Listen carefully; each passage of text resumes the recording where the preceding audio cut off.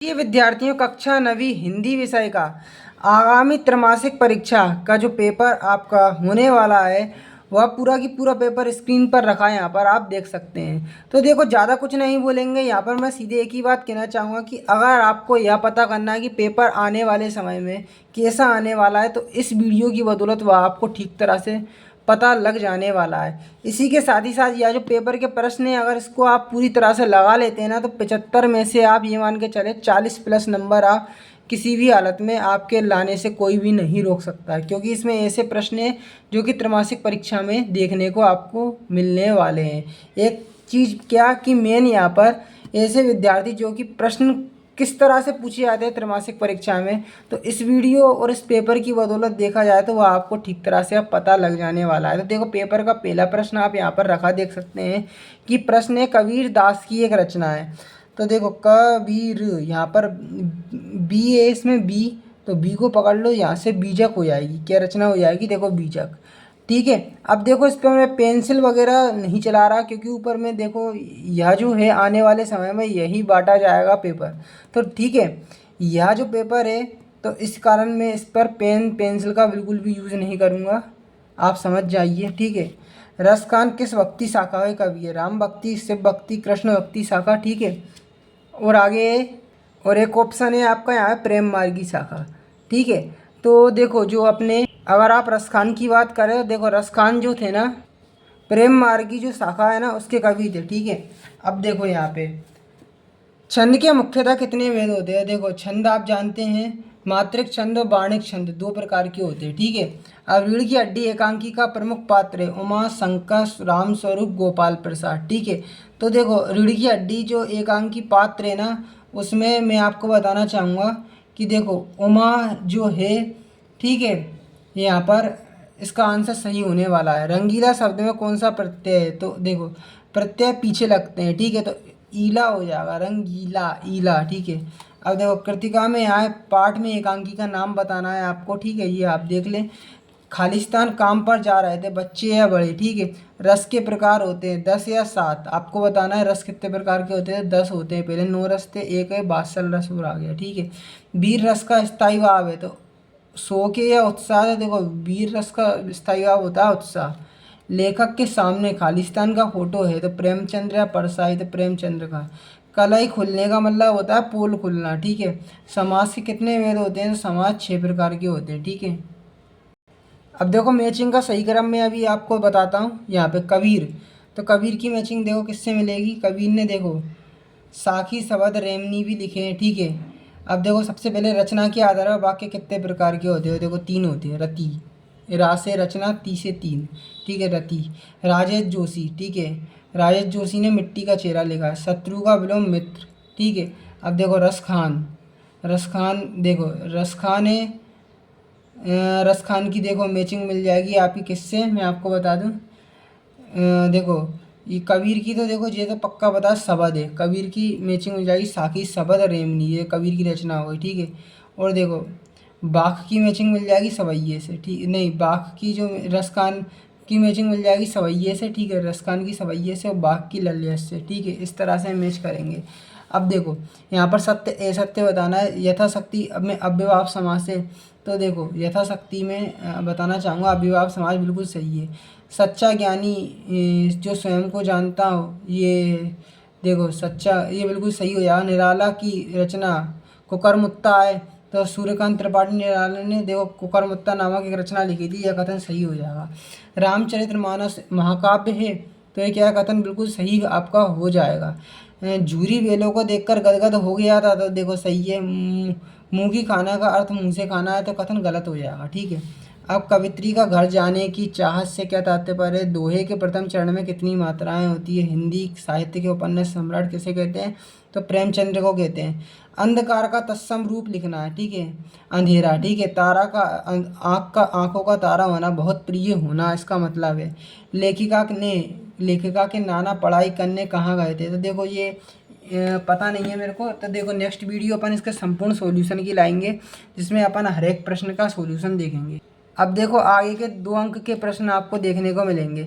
पति पत्नी ने मेहमानों के लिए कौन कौन सी चीज़ें बनाई है? जल के भीतर वृद्ध मछली ने सभी जीव जंतुओं से क्या कहा? ठीक है। अब अंतरिक्ष यात्री कौन होते हैं? डायरी, थका हुआ हूँ, अब बातें नहीं कर सकता, शुभ रात्रि। यह लेखक ने कब और क्यों कहा? देखो विद्यार्थियों, इन प्रश्नों को याद करते चलो हाल की हाल, क्योंकि देखो पेपर बहुत जल्दी होने वाले, समय का भरोसा नहीं है। तो एक ही बात कहना चाहूँगा कि देखो जो जो प्रश्न बता रहा हूँ उनको आप तैयार करते चलो, टिक लगा लो। ठीक है। बरसात के मौसम में क्या क्या होता है?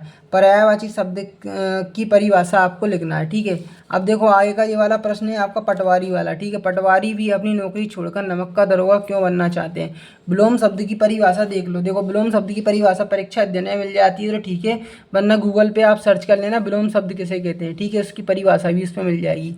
कांजी होल में पशुओं की हाजिरी क्यों ली जाती है? तो देखो जी कांजी होल वाला मैं बताना चाहूँगा, आप सरल भाषा में देखें, उसके लिए परीक्षा अध्ययन सही रहेगी तो परीक्षा अध्ययन में मिल जाएगा। ठीक है। मासिक वेतन को पूर्णमासी का चांद क्यों कहते हैं? देखो ये कठिन भाषा में लिखा रहता है ये प्रश्न का उत्तर, तो ये आप परीक्षा अध्ययन में आपको सरल भाषा में मिल जाएगा। ठीक है, गूगल से नहीं देखें। जो प्रश्न आपको परीक्षा अध्ययन में नहीं मिले ना तब गूगल का इस्तेमाल करें। ठीक है। वैसे तो आप क्या करें कि जितना हो सके परीक्षा अध्ययन में देखें, क्योंकि परीक्षा अध्ययन की जो भाषा रहती है वह काफ़ी सरल होती है। ठीक है। अब देखो ओहद निगाह पीर का मजार, आमदनी शब्दों के आपको अर्थ बताना है। ठीक है। डॉक्टर एपीजे अब्दुल कलाम को अपने पिताजी से विरासत में कौन कौन से गुण मिले? अब देखो आगे के प्रश्न अपने आते हैं पेपर में कि पंडित जसराज की शिक्षा के बारे में आपको लिखना है। सतपुड़ा के घने जंगल कैसे होते हैं? ये इंपॉर्टेंट प्रश्न है, फाइनल में भी कई बार देखने को मिला है क्वेश्चन। ठीक है। अब देखो अपनी यात्रा के दौरान लेखक को किन कठिनाइयों का सामना करना पड़ा? लेखक के अनुसार जीवन में सुख से क्या आशय है? ठीक है।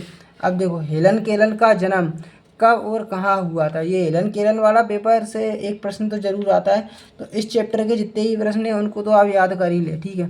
कंठ से उच्चारित होने वाले वर्ण आपको लिखना है। ठीक है।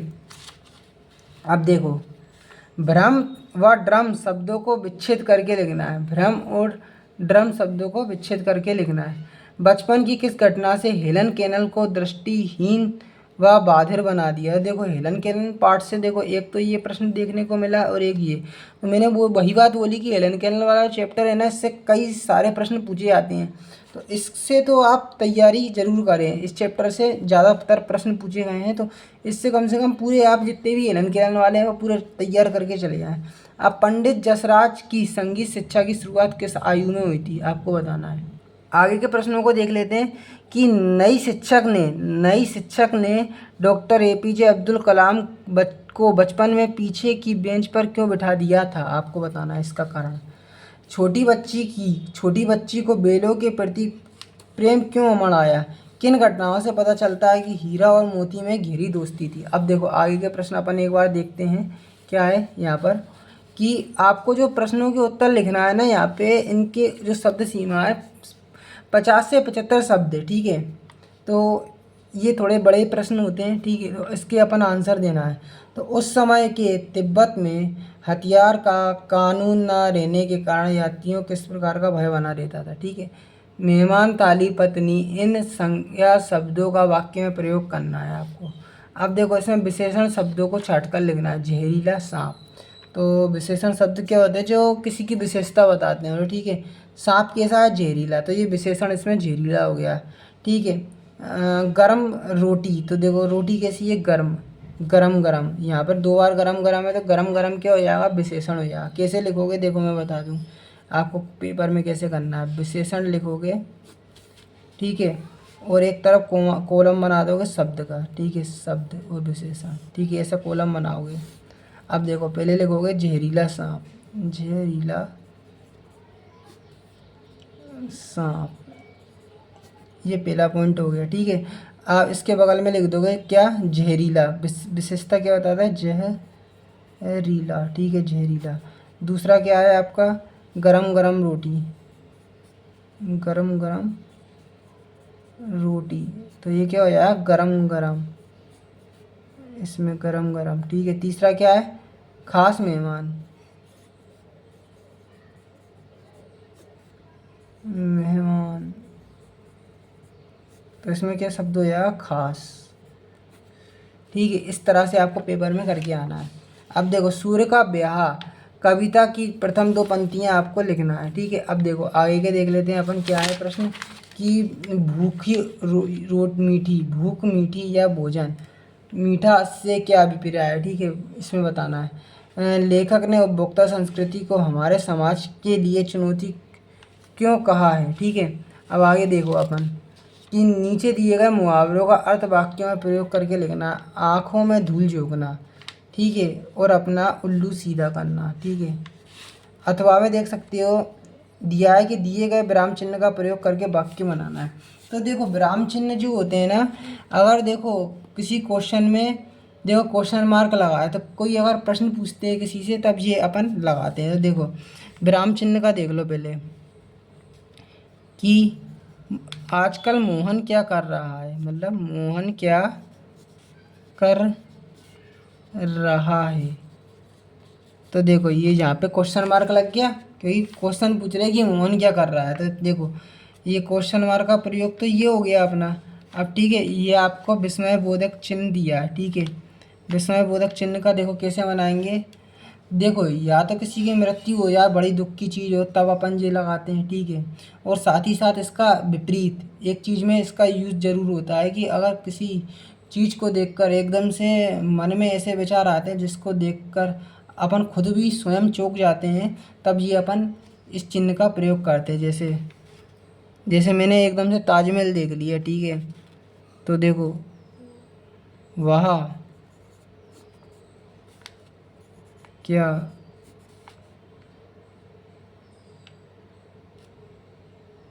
चीज़ है, वह क्या चीज़ है। ठीक है, तब देखो एक्सक्लेमेशन मार्क लगा, मतलब आपका विस्मयबोधक चिन्ह लग गया। इस तरह से अपन यहाँ पे इसका प्रयोग करते हैं। ठीक है, तो ये हमेशा पेपर में देखने को मिलते हैं, ये ध्यान रखना। अपने प्रचार महोदय को 3 दिन के अवकाश हेतु प्रार्थना पत्र आपको यहाँ पर लिखना है। तो ज़रूरी नहीं है, देखो प्रार्थना पत्र आपका कोई सा भी दे सकते हैं, ये ध्यान रखना।